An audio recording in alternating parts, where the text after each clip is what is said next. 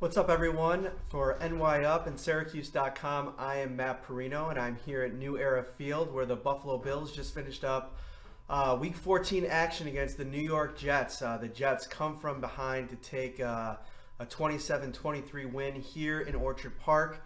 The Bills fall to 4-9 on the season, and from the bright side, I was actually talking to somebody this week about last week's game against the Miami Dolphins and the bright spots to take out of it and the fact that they improved their draft position. Same thing kind of goes here today, and these two teams, bottom of the league, battling it out.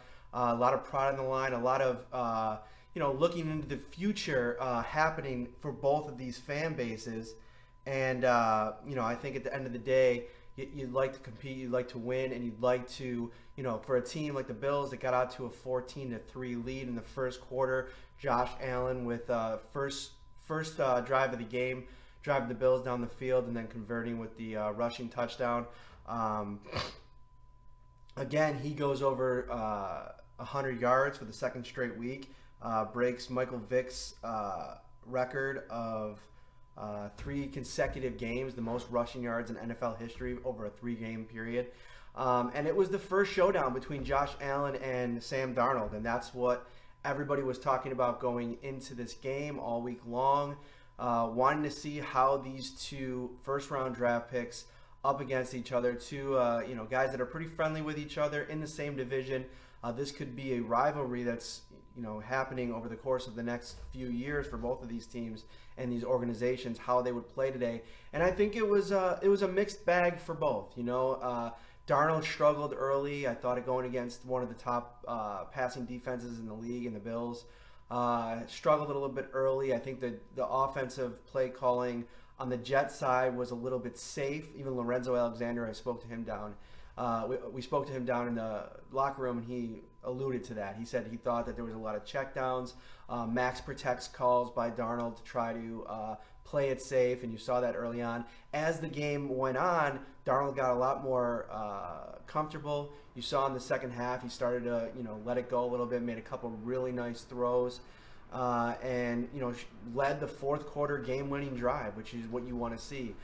With about 1:17, the Bills got the ball back, and Josh Allen ended up throwing an interception. In terms of his day, it was a bit up and down. I mean, again, he's getting the job done. He's such a weapon with his ability to run. But I spoke with Greg Cosell from NFL Films this week, who's been breaking down quarterbacks for decades and in the NFL, and he said one of the things about Josh Allen is he claimed that it might be a detriment to his long-term development as a pocket passer because he's so good as a runner. So, when he pulls that ball down and decides to start running, he's not going through his progressions. He's not trusting his pass protections and his receivers.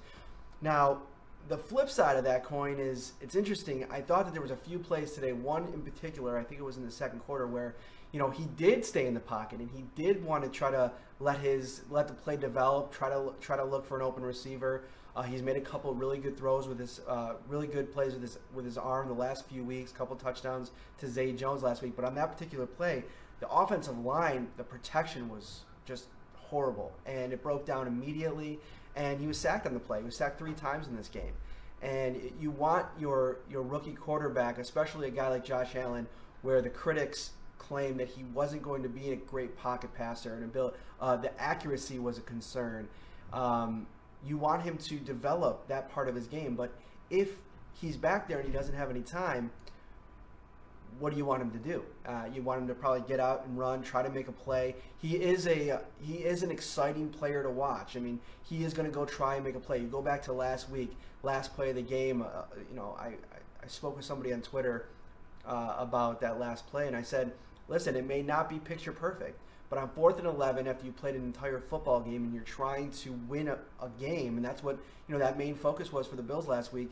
What did Josh Allen do? He scrambled around, made a couple moves with his legs to get freed up, and then he put the ball out there to try for a play to be made. And Charles Clay didn't make the play, but I thought that today a couple good throws. Zay Jones had a rough day. Had at least two real bad drops. One that was a complete drive killer as the Bills were trying to gain some momentum But I thought Allen had his moments, but I think that this offensive line, let's be honest, is going to have to be retooled this offseason. It's going to have to be stripped down. Ryan Talbot of NYup put out a great article on Saturday, being Brandon Beane and what it's going to take to turn this team into a contender in 2018. Definitely head over to the site and give that a read. He does pinpoint a couple of options in free agency for the Bills to go out and add some offensive linemen, but you see the play. Ryan Groy is in there for Russell Bodine, John Miller, Jordan Mills, guys that are just really struggling. Even Deion Dawkins today, the guy that's supposed to be, the guy you really rely on that offensive line in his second year, has had some stretches of time where he's not playing at a high level, and it's tough. I mean, you lose guys like Richie Incognito and Eric Wood, and listen, we've talked about this all season, going all the way back to training camp, but those are two huge cogs. You're seeing it. You're seeing what losing those two guys and what they brought to this team and this offensive line is doing to the running game. It's pretty much absent. I put up a story a little while ago on the running game, and I think it was, 16 some odd carries for 50 yards amongst 3 running backs. LaShawn McCoy suffering a hamstring injury. That'll be something to monitor throughout the course of the rest of the season. Could mean some more playing time for a Marcus Murphy or off the practice squad Keith Ford. But it's the offensive line is a big problem, and I think that if we're going to talk about next season and what needs to be done, what needs to be a priority, we've talked about the wide receiver position, but this offensive line group really, really needs to be addressed. You're probably looking at a high-end pick if the Bills are drafting in the top 10, depending on where it is and depending on how the end of the season shakes out. They're going to be drafting pretty high, and you're going to need to get some players to put around Josh Allen, especially from protection standpoint, to upgrade, because they're just not getting the job done right now. It's pretty obvious. From a special teams perspective, 3 turnovers for the Bills, 1 fumble. Josh Allen lost 1. He fumbled twice, actually. He didn't lose the one on the touchdown, but then he threw 2 interceptions. Sean McDermott spoke a lot about that in the press conference. Said that you turn the ball over, you're not going to win in this league, but also special teams. Man, the special teams unit gave up a couple huge returns to Andre Roberts and the New York Jets special teams, an 86-yarder and a 51-yarder, I believe, kick return, and the Jets scored 10 points off those 2 returns, and that's the ball game. And so that's something that you have to wonder about the job security of Danny Crossman and that whole unit. But obviously a lot of work to be done this offseason. I spent some time with Brandon Beane a week and a half ago, and we're starting to wind down this season with 3 games left to play, and all focus shifts to free agency, the NFL draft. I think that you're going to see the Bills be very active on the free agent market, especially at the receiver position. You had one thing I will say, Zay Jones had his struggles today, but he played well last week. 2 touchdowns with Josh Allen in Miami, who went and beat New England this week at home. So they were right there with Miami last week. Josh Allen played well on the road, but also Zay Jones and Robert Foster is really developing into an NFL caliber wide receiver, and quite the find for Brandon Beane, Sean McDermott, Brian Dable, obviously familiar with Robert Foster. They were at Alabama together, and this team has a lot of faith in Foster. He was cut 5 or 6 weeks ago, brought back on the practice squad, and then elevated a few weeks later, and since that time he's been outstanding. And today he was starting opposite of Zay Jones in place of Kelvin Benjamin, who was released earlier this week. He finished with 7 receptions for 104 yards, 14.9 yards per reception, which led the team, 8 targets. I mean, that's a really reliable effort by Robert Foster, a guy that's being evaluated right now and making plays, and that's huge for this team. Now you look into 2019, and you have a Zay Jones, you have a Foster developing, you have an Isaiah McKenzie who's showing that he can be a factor in different areas of the game. Today he scored another rushing touchdown on a jet sweep. This is a guy that Josh Allen has found multiple times on 3rd down, a crafty, speedy, small receiver that can get into tight spaces, into different cracks in the defense, and make some plays. And his speed is a game changer. they've added a ton of speed with Foster coming on, McKenzie now. Ray McLeod continues to struggle. He was out there for a few plays today, didn't get a lot of run. I'm not sure if that's something that's happening in practice, where the coaching staff isn't seeing enough in practice to give him the kind of reps in game to let him make an impact. But he's continuing to be a non-factor. And you go back to training camp. We talked a lot about it in these videos. I thought McLeod was building a nice rapport with Josh Allen, and he had that one touchdown catch in preseason, and then he had a nagging injury that I think kind of stunted his growth a bit at the beginning of the year. A comment here, I see Foster was great today, and he was really excellent. I spoke to Robert Foster down in the locker room, and I asked him, I know it's tough to talk about because you're focused on the team and the team accomplishment and the fact that you guys lost, but on your game today, you played really well.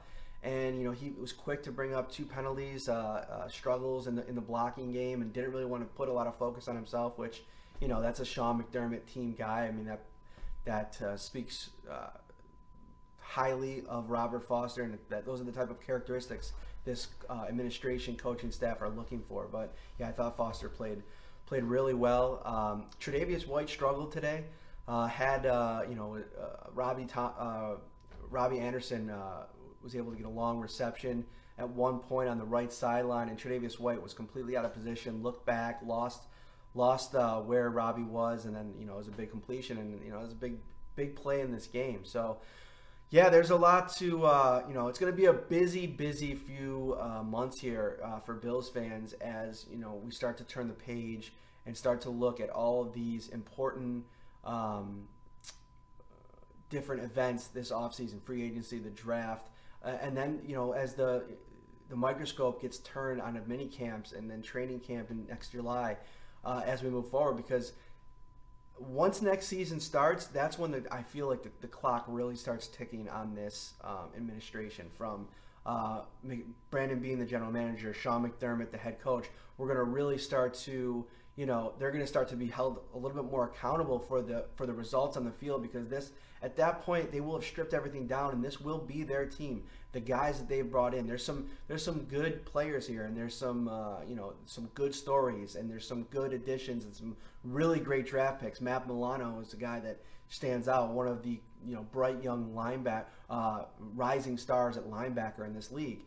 He was injured today, suffered a leg injury, was carted off. That's something that we'll monitor. Keep you updated on that throughout the week. But there's a lot of holes that still need to be filled, and Josh Allen's development over the course of these next 3 games against teams that are the Dolphins at home, the Lions at home, and the last road game against the Patriots on the road. That'll be fun. The first showdown with Tom Brady for Josh Allen. But that's what it's going to be about: Josh Allen's development, building a chemistry and a rapport with these receivers. One thing that I thought would be a bigger factor for this team when Josh Allen is healthy and on the field is LaShawn McCoy, and getting him involved. And he obviously suffered the injury today, but it's something that I've been kind of disappointed in. I thought that LaShawn McCoy, paired with Brian Daboll and everything that this coaching staff talked about in the preseason and training camp, with how creative Daboll is and getting running backs out in space and involving them in the passing game. And each week goes by, and you look at the box score, and the reception numbers are just not there for LaShawn McCoy, a guy that you look down in the field during the games, and he's spending a lot of time lined up out at receiver. And even with the potential draw plays, you go back to the Minnesota game where LaShawn McCoy didn't play, and some of the draw plays and the short plays, I remember Chris Ivory had a big long gainer from Josh Allen on a pass play. So that's something that's been a little bit disappointing, which I think calls into question, what does the future hold for LaShawn McCoy in Buffalo with the Bills? Is he your answer at that position? Is it something where you need to bolster that offensive line and get that back up and running, this running game, to help complement the short passing game with some of these running backs? That's something that is going to be for Brandon Beane and Sean McDermott to figure out in a hurry this offseason. Guys, thanks so much for joining me. As always, give us a follow over on Twitter at Bills Updates. I'm at Matt Parrino. And for all of your Bills content, NYup.com, Syracuse.com. we'll have coverage this week from Orchard Park, and then we'll be back at it next Sunday. Bills and Lions, week 15 with 3 to go. Thank you so much, as always, for joining us. Have a great day.